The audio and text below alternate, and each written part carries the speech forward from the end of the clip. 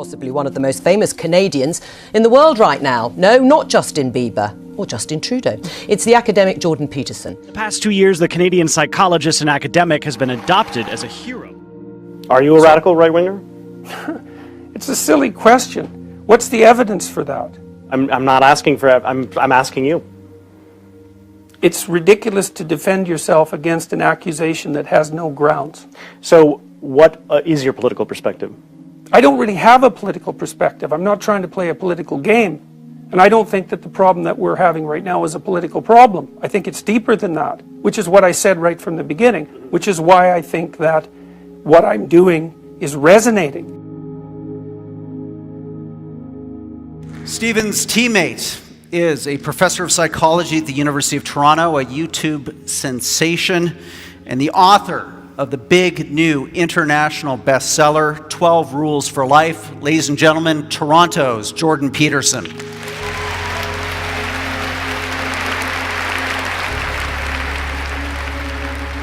So how did he become so well known? He first came to national prominence in Canada in 2016 in a debate about new laws on gender identity. Bill C-16 made it an offence to refuse to call someone by their chosen gender pronoun. You say you've been painted as an extreme right-winger. No, some people have tried that. Not very successfully, but they've tried it. And you came to prominence in part over your opposition to this law that we just talked about in Canada, proposing the use of preferred pronouns for transgender people. Just for clarity. Mandating them. Yeah. Right. Saying that you should do it. No, that you had to do it. Right, you had to do it by law, but just... Hundreds of thousands subscribe to his online lectures. And his videos where he talks everything from identity politics, which we've touched on, to the Bible, to Disney movies, have been viewed over 150 million times. And then finally, there's also, and I don't know what you think about this with regards to evidence, but what constitutes evidence is not always that easy to determine, even in the scientific domain. So think about how we think about ourselves and other people and how we treat ourselves and other people. You could imagine that you're like a clock running down, and that's like a deterministic model, but people aren't clocks, we're dissipative structures. A clock is something that runs downhill. We're not clocks by any stretch of the imagination. And we take energy in and we disperse energy. And so what we see in front of us is an array of potential universes. And those are the universes that we could bring about as a consequence of our actions. And we make choices to the right or the left. There's a lot of mythological speculation about that sort of idea too, in an ethical sense, because we decide what sort of reality that we want to bring into being. And so we encounter potential like God did at the beginning of time when he made order out of chaos. Chaos is this chaotic potential. We confront chaotic potential with our consciousness and we cast that into reality. In a way, you're appealing to a certain political viewpoint. Well, that's what people claim. That's your fans. Your fan base seems to come from that side. No, I don't agree with that at all.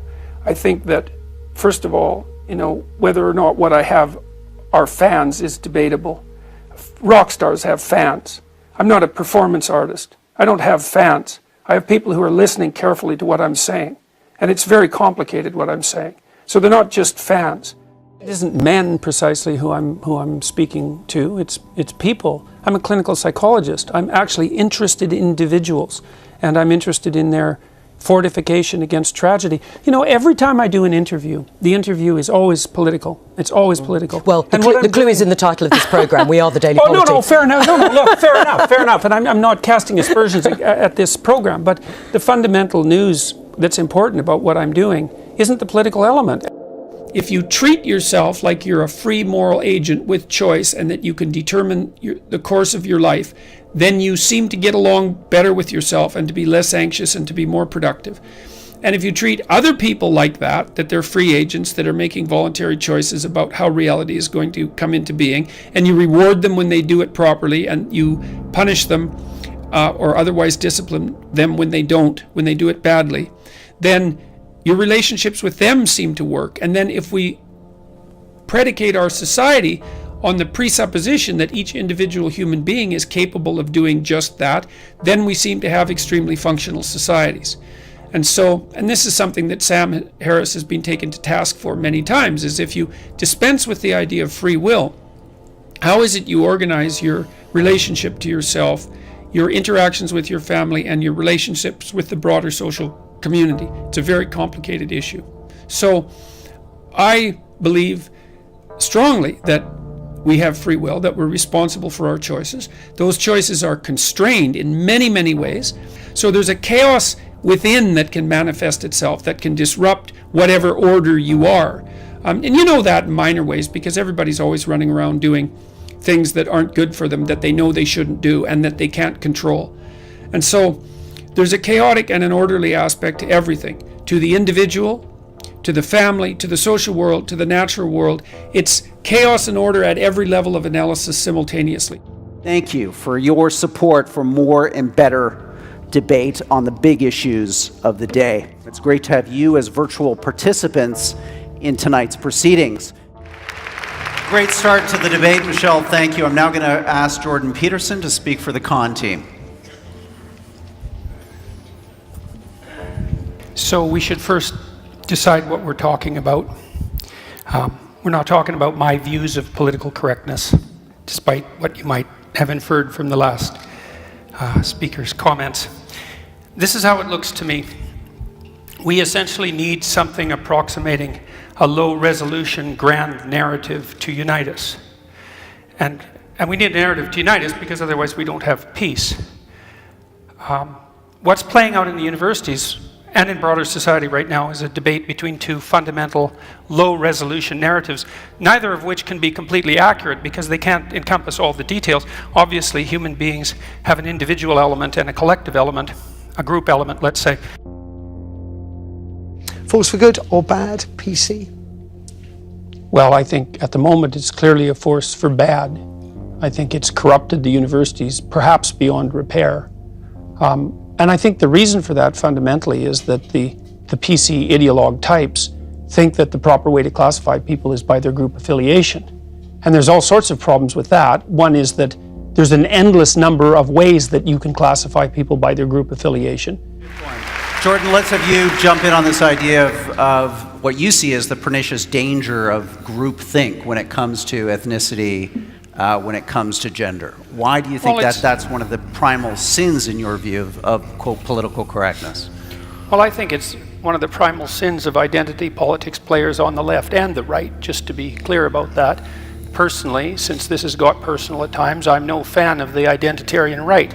I think that anybody who plays a game, a conceptual game where group identity comes first and foremost, risks an exacerbation of tribalism. It doesn't matter whether it's on the left or the right. With regards to the idea of group rights, the idea of group rights is extraordinarily problematic because the obverse of the coin of individual rights is individual responsibilities. And you can hold an individual responsible, and an individual can be responsible.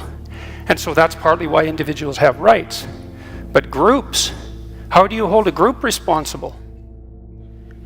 But I hear a lot of category creep in, again, the argument against political correctness or against seeking group redress, the idea that kind of that way lies dehumanization, or, you know, that you're kind of 1 minute you're asking... Let's have Stephen come in on this. This is part of your opening remarks. You're a category creep, Stephen. Respond to that. It's a nice... I'm still very lost about why we aren't talking about political correctness. We're talking about politics, and that's fine. And I share exactly what you think about it. I'm not an enemy of identity politics per se. I can obviously see where it goes wrong and where it's annoying. Let's be empirical about this. How well is it working for you in America at the moment? Well, not well at all. Really isn't. Right. You can answer me in a moment. The reason that Trump and Brexit in Britain and all kinds of nativists all over Europe are succeeding is not the triumph of the right, it's the catastrophic failure of the left. It's our fault. We absolutely... My point is not that I've turned to the right or anything like that, or that I'm nice and fluffy and want everybody to be decent. I'm saying political correctness. Resist. Fight. If you have a point of view, fight it in the proper manner, using democracy as it should be, not channels of education, not language. You know, it's so silly. But Steve, there's a chess rule, you know. In chess, the best move to play in chess is not the best chess move. It's the move your opponent least wants you to play. At the moment, you're being recruiting sergeants for the right by annoying and upsetting, and instead of fighting, either fighting or persuading. I've been given huge grief already simply because I'm standing here next to Professor Peterson, which is the very reason that I am standing here in the first place. I'm standing next to someone with whom I have, differences, shall we say, in terms of politics and all kinds of other things, precisely because I think all this has got to stop. This rage, resentment, hostility, intolerance, above all this with us or against us, certainty. A grand canyon has opened up in our world. The fissure, the crack, grows wider every day. Neither on each side can hear a word that the other shrieks, and nor do they want to. I think one of the things I loved about Jordan's book, which I speed read last night, so forgive me, Jordan, I've not read every line, but one of my favourite rules in Jordan's book is Rule 9, which says, assume the person you are listening to might know something you don't. Chaos is something that you say is distinctly feminine, whereas order is something it's symbolized by the feminine, yeah. Okay, so you posit that. So this almost seems like, in certain ways, an antidote to femininity. Is that not the case?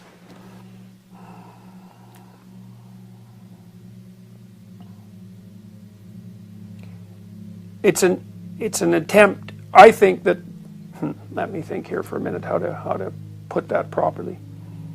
Under other political conditions, it could have been an antidote to order. But I think that the fundamental threats that our society faces now are threats from the side of chaos, from the side of destabilization, rather than, in our culture at least, rather than from the side of tyranny. If you read Maps of Meaning, there's a section on neuropsychology that's also buttressed by a book written by Ian McGilchrist called The Master and His Emissary that lays out the relationship between the right and left hemisphere. Now, it's quite strange that we have a right and left hemisphere. It's almost as if we have two consciousnesses dwelling in our being. And they're quite separable. If you cut the corpus callosum that unites the two, then the two hemispheres will act independently to some degree. You can communicate with each of them somewhat independently. So they actually view the world quite differently. And that hemispheric distinction is not only there in human beings, but also in animals, a long way down the phylogenetic chain. And so you're wired so that you're not just order, and you're not just chaos. You're order, continually confronting chaos so that the order remains updated. See, something is meaningful. The reason that something is meaningful is because you're getting a deep instinctual signal that you're encountering anomaly at a rate that doesn't exceed your capability. That's also the rate at which you can keep yourself updated optimally. And so meaning isn't epiphenomenal, and it isn't some kind of delusion that rationality can and should overcome to say, well, everything's meaningless. It's like, no, it's not. Meaning is the most fundamental instinct for adaptation. And so that's partly why in 12 Rules for Life, I said one of the rules, I think it's Rule 7, is do what is meaningful, not what is expedient. Michael, give us your rebuttal. Let me step out here in Peterson land. I feel freer already. I don't know what mythological collective Mr. Peterson refers to. I'm part of the left. They're cantankerous. When they have a firing squad, it's usually in a semicircle. Part of the skepticism of rationality was predicated upon the Enlightenment Project, which says we're no longer going to be subordinate to skepticism, to superstition.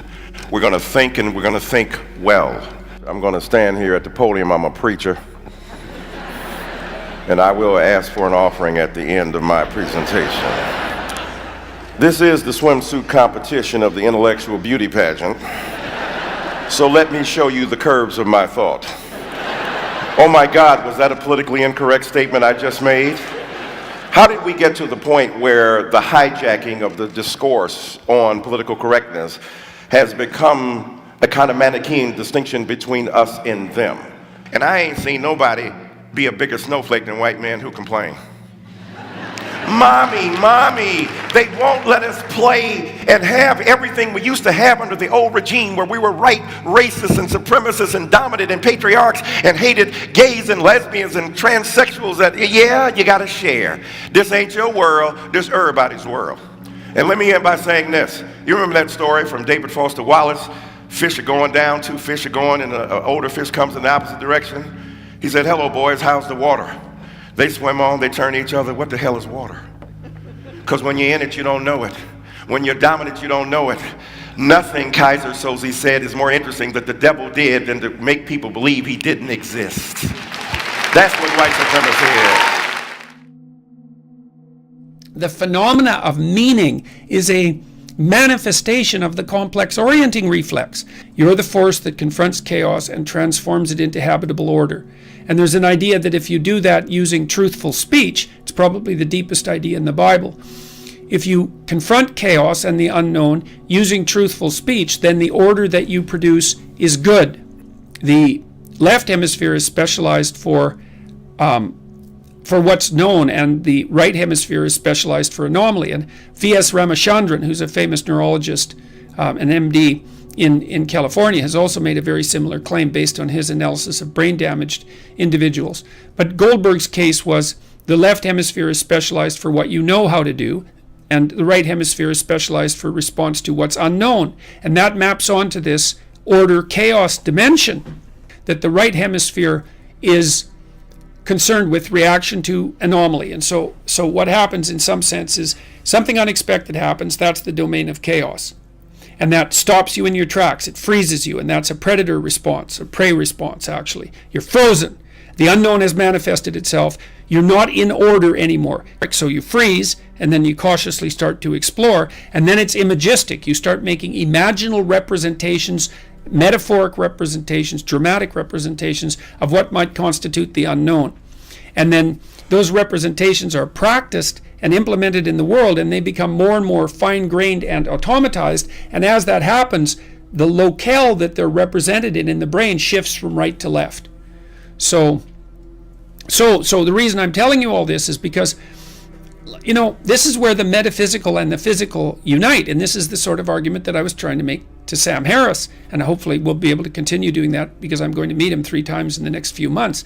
So that the yin-yang idea, the chaos-order idea, is metaphorical in some sense. To say that the world is made up of order and chaos doesn't sound like an empirical statement, but strangely enough, the world to which our brains are adapted is actually the world of chaos and order. You can think about it as unexplored and explored territory too. That's another, you know, take on it. The 2 different modes of looking at the world are necessary for survival, right? So that's real. And so the idea that the world is made out of chaos and order is perhaps the most real idea. The fundamental low-resolution grand narrative that we've oriented ourselves around in the West is one of the sovereignty of the individual, and it's predicated on the idea that all things considered, the best way for me to interact with someone else is individual to individual, and to react to that person as if they're both part of the process, because that's the right way of thinking about it, the psychological process by which things we don't understand can yet be explored, and by things that aren't properly organized in our society can be yet set right. The reason we're valuable as individuals, both with regards to our rights and responsibilities, is because that's our essential purpose, and that's our nobility, and that's our function. One of the lines in the New Testament that I've tripped over many times is Christ is being anointed with a very costly vial of perfume, and his disciples are taking the woman who does that to task for wasting money that could have been spent on the poor. It's a very complicated story, but Christ tells his disciples that the poor will be with us always. And that's something that I've spent a lot of time trying to understand why that statement would be made. That, and to those who have everything, more will be given, and from those who have nothing, everything will be taken, which is a discussion, which is a very, very succinct observation about the continuing existence of inequality. So there's evidence throughout the New Testament of observation of the inevitability of inequality. That doesn't necessarily mean that it's a moral good. Men are having a lot of crises at the moment in terms of mental health, suicide issues, their own sense of identity, because I think some of the stereotypes put on men are quite limiting for them as well. I think they make men quite unhappy as well. The devil's in the details with regards to equality, because I'm an advocate of equality of opportunity, but and I think outcomes. the idea outcomes, that's an appalling doctrine. Why? All right, well, hang on. Because you have to produce an unbelievably potent bureaucracy to make the ever greater and ever finer distinctions that are necessary to enforce equality of outcome. How many group differences are you going to equalize across? Is it just gender and sex? How many genders? No, so gender and ethnicity? How many genders? I think how many what ethnicities? How many races? Last year, he supported ex-Google employee James Damore, who had been fired for suggesting men and women have different interests due to biological differences. See, one of the things that's happened in the analysis of the differences between men and women is that the social constructionist claim is that the differences are socially constructed, right? Is that it's a consequence of environment that men and women differ. But what the scientific literature indicates is that as cultures become more egalitarian, like they have in Scandinavia, the differences between men and women actually increase rather than decreasing, which is a direct repost to the social constructionist view. So they just deny all that. Your side spoke, so I'm going to go to Jordan, then to you, Let's Michelle. assume for a moment that I've benefited from my white privilege. Okay, so let's assume that. That's a good fine. assumption. That's yeah, a good well, assumption. that's what you would say. So, so let's say, here, let's get precise about this, okay? Was that very individual of you? Let's get precise about this, okay? Let's get precise. To what degree is my present level of attainment or achievement a consequence of my white privilege? And I don't mean sort of. I mean, do you mean 5%? Do you mean 15%? Do you mean 25%? Do you mean 75%? And what do you propose I do about it? How about a tax?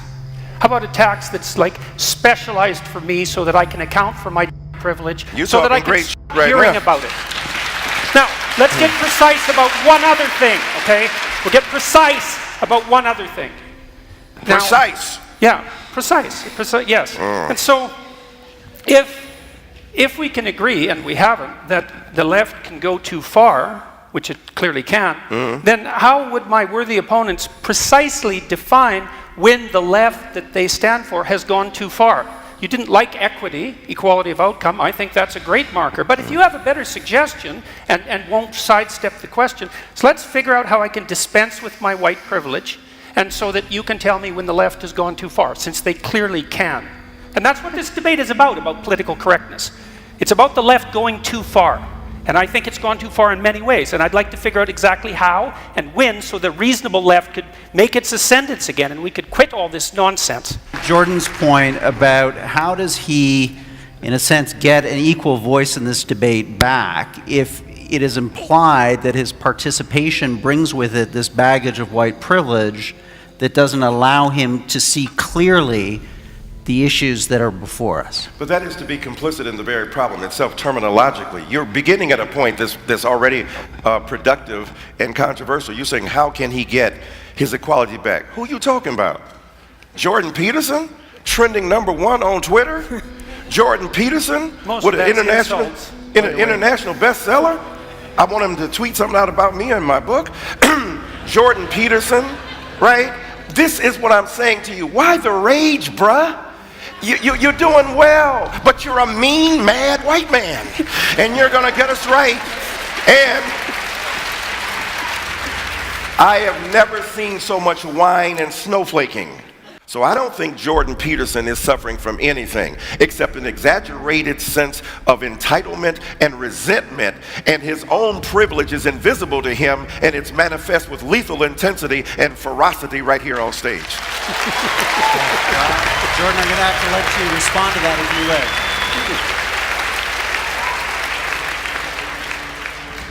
live. Well, what I derive from that series of rebuttals, let's say, is twofold.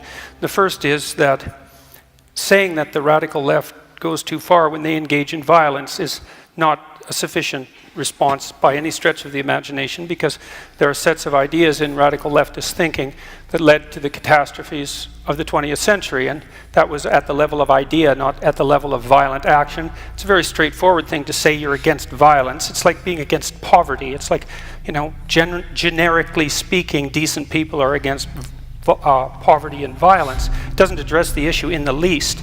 And with regards to my privilege or lack thereof, I mean, I'm not making the case that I haven't had advantages in my life and disadvantages in my life like most people. You don't know anything about my background or where I came from, and it doesn't matter to you because fundamentally I'm a mean white man. That's a hell of a thing to say in a debate. I'm going to point out two things again. The first is that my question about when the left goes too far still hasn't been answered. And then the second thing I'm going to point out is that, you know, it's conceivable that I am a mean man. You know, I mean, maybe I'm meaner than some people and not as mean as others. I think that's probably more the case. But I would say the fact that race got dragged into that particular comment is a better exemplar of what the hell I think is wrong with the politically correct left than anything else that could have possibly happened.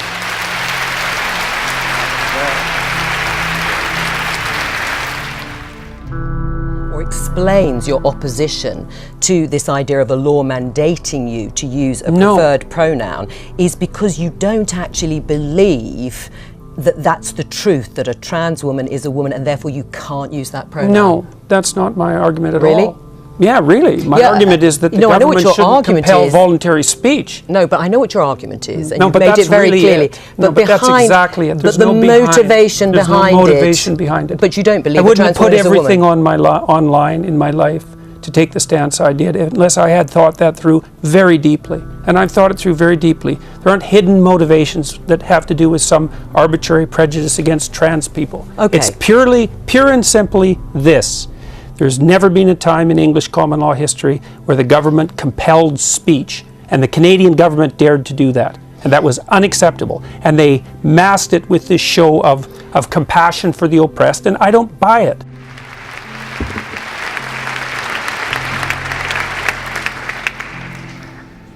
Well, I'm going to go here. No, it's interesting to hear that there really doesn't seem to be a problem, but yet I think we all instinctively know that there is some kind of a problem. There isn't censorship. Of course not in the way that there is in Russia. But that's not why I came to this debate. I was interested in what I've always been interested in, the suppression of language and thought, the closing down, the rationalist idea that seems beguiling, that if you limit people's language, it may somehow teach them a different way of thinking, something that would have delighted the inventors of George Orwell's Newspeak, for example. And it seems to me it's just implausible. It doesn't work. This feeling of being silenced, which I understand, although it seems very vague, right? You kind of are not quite putting your finger on who is silencing you, except for a vague fear that if you say something untoward, you're going to be the subject of, I'm not Shaming, sure. yes. Shaming, but by who? Yeah. But by what? By the internet? I'm not saying their names. That's no, the but I whole mean, point.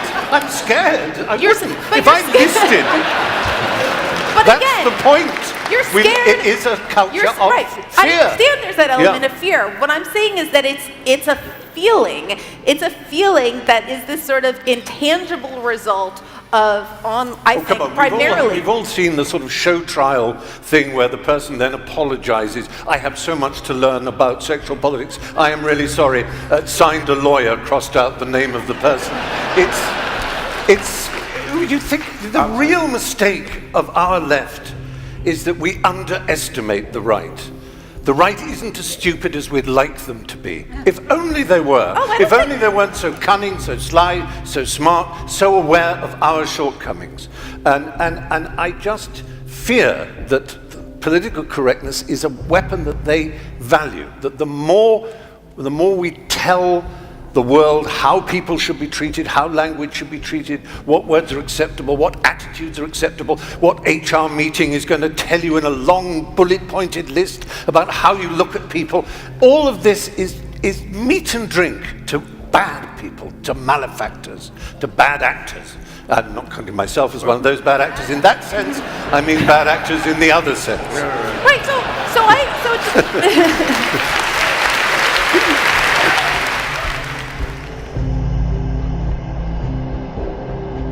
I think I'd just really say that the ghost hovering over me it's a letter Oscar Wilde wrote, and he said to Bosie, his love, he said, the fact that you didn't get a degree is nothing, but you never acquired what is sometimes called the Oxford manner, and I'll say for that, the university manner.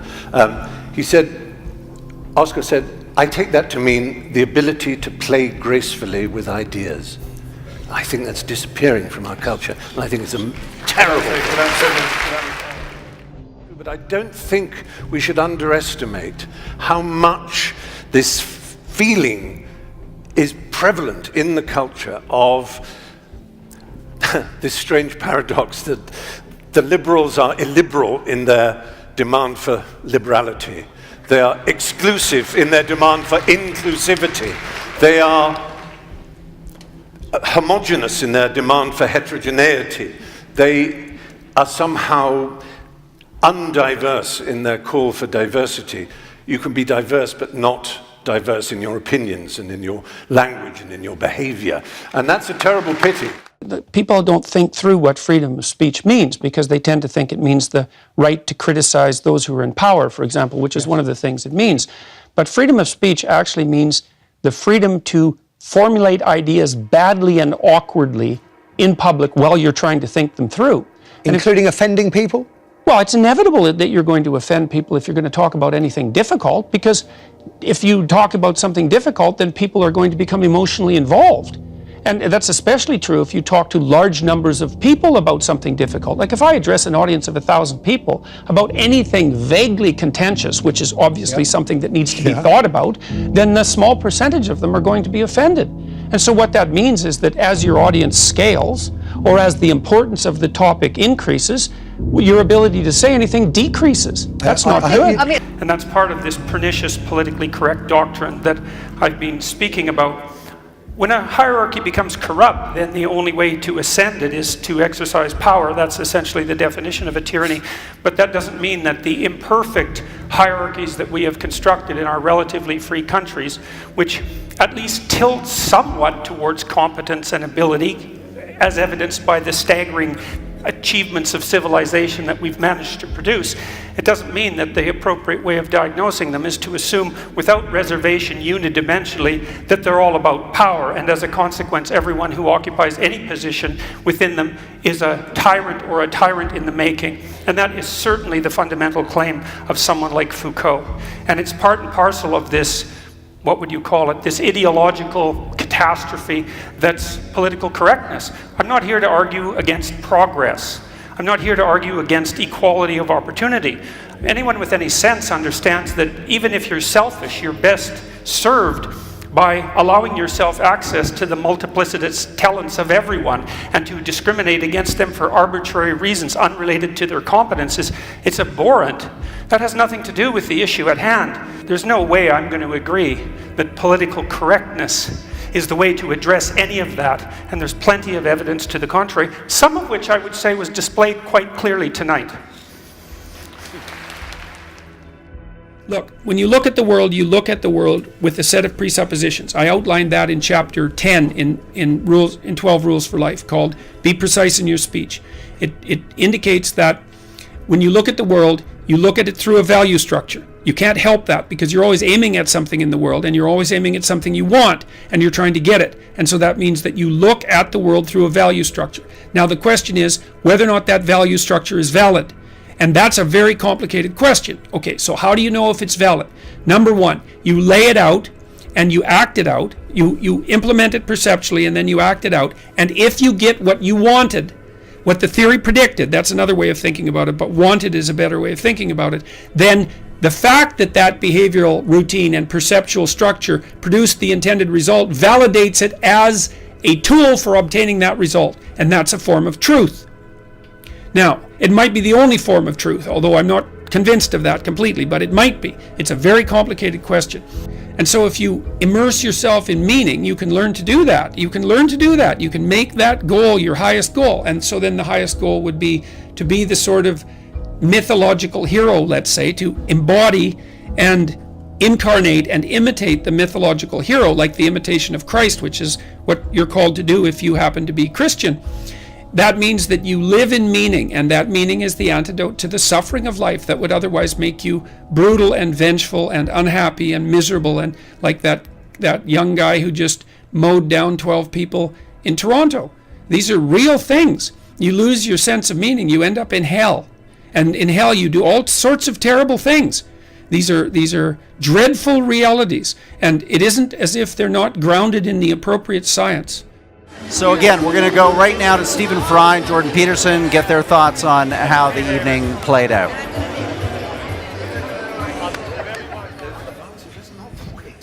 Gentlemen, thank you. Thank you both. We're just going to do a quick discussion with the online audience who's watching right now, just to get your reactions to the debate. And maybe to start with you, Jordan. There were some heated moments here. Did that surprise you, that the exchanges that you had with Michael Eric Dyson?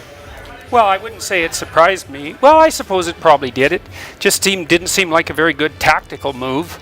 You know, and I stand by what I said. I don't see any reason at all that my racial identity needed to be dragged into the discussion, independent of my personality proclivity. So what I'm saying to you is that I would invite you, in terms of the surrender of your privilege, to give you a specific response. Come with me to a Black Baptist church.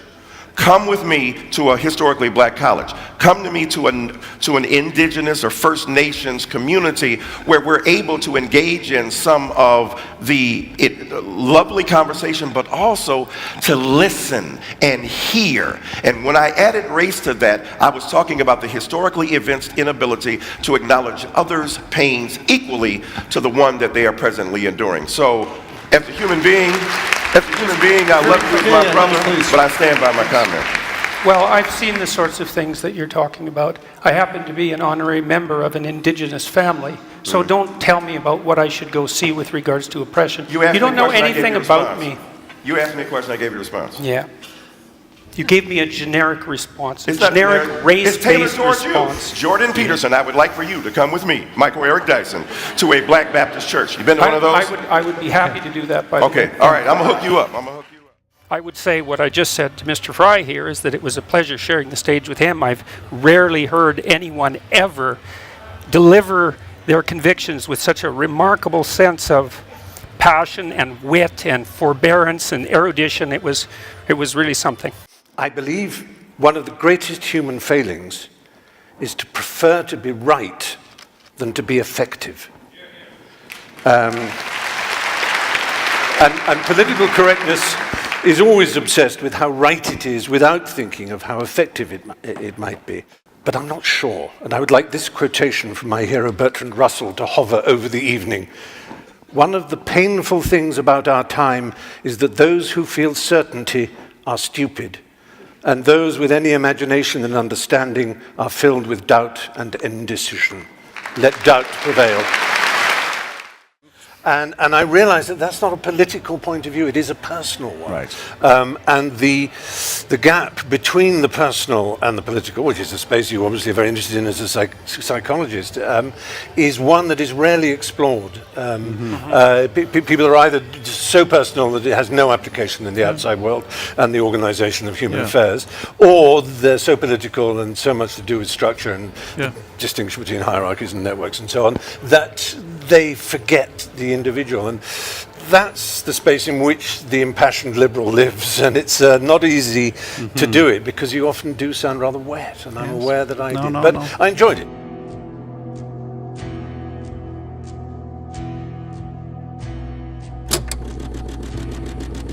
What should I say in closing? Get your act together, much as you can. There's things to do in the world, and it would be good if everyone was out there doing them. Let's see how we could beat this old globe back into some reasonable shape, or into better shape than it's ever been. That would be a lovely thing to do. So, goodbye for now.